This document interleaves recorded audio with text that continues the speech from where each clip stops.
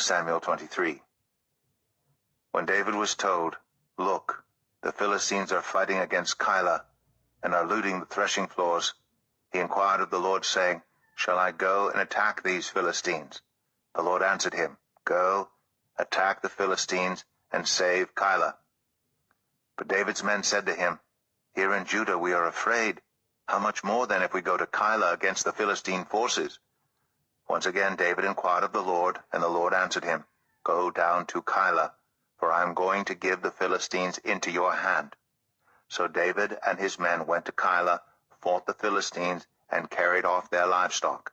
He inflicted heavy losses on the Philistines and saved the people of Keilah. Now Abiathar, son of Ahimelech, had brought the ephod down with him when he fled to David at Keilah. Saul was told that David had gone to Keilah, and he said, "God has delivered him into my hands, for David has imprisoned himself by entering a town with gates and bars."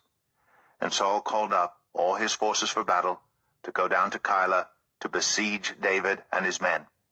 When David learned that Saul was plotting against him, he said to Abiathar the priest, "Bring the ephod." David said, "Lord God of Israel, your servant has heard definitely that Saul plans to come to Keilah and destroy the town on account of me. Will the citizens of Keilah surrender me to him? Will Saul come down, as your servant has heard? Lord, God of Israel, tell your servant." And the Lord said, "He will." Again David asked, "Will the citizens of Keilah surrender me and my men to Saul?" And the Lord said, "They will." So David and his men, about 600 in number, left Keilah and kept moving from place to place. When Saul was told that David had escaped from Keilah, he did not go there.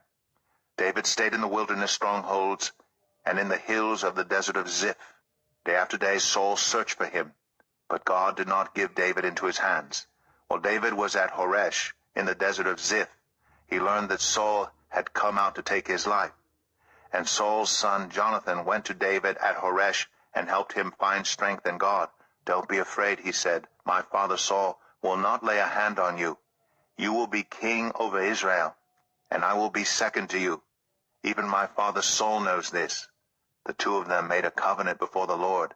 Then Jonathan went home, but David remained at Horesh.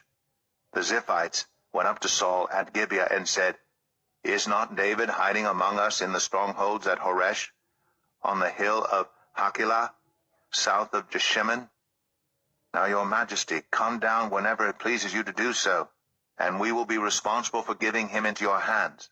Saul replied, "The Lord bless you for your concern for me. Go and get more information. Find out where David usually goes and who has seen him there. They tell me he is very crafty.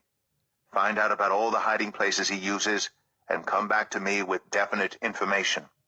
Then I will go with you. If he is in the area, I will track him down among all the clans of Judah." So they set out and went to Ziph ahead of Saul. Now David and his men were in the desert of Maon, in the Arabah south of Jeshimon. Saul and his men began the search, and when David was told about it, he went down to the rock and stayed in the desert of Maon. When Saul heard this, he went into the desert of Maon in pursuit of David. Saul was going along one side of the mountain, and David and his men were on the other side, hurrying to get away from Saul. As Saul and his forces were closing in on David and his men to capture them, a messenger came to Saul saying, "Come quickly, the Philistines are raiding the land." Then Saul broke off his pursuit of David and went to meet the Philistines.